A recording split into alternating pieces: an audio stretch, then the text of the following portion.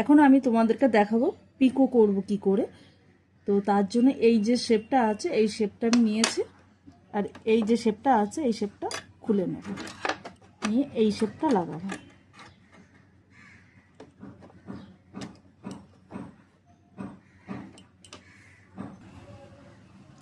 আমি কাপড়টা লাগিয়ে নিয়েছি, এবার এর থেকে নাম্বার বেছে নেব যে কোন নাম্বারটাতে আমার পিকো করতে হবে। তো পিকো করার জন্য আমি নেব এই 8,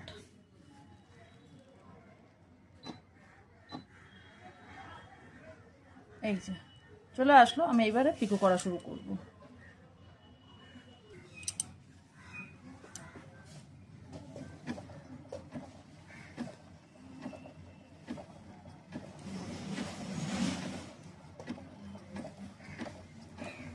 জোরে চাইলে জোরেও দেওয়া যাবে।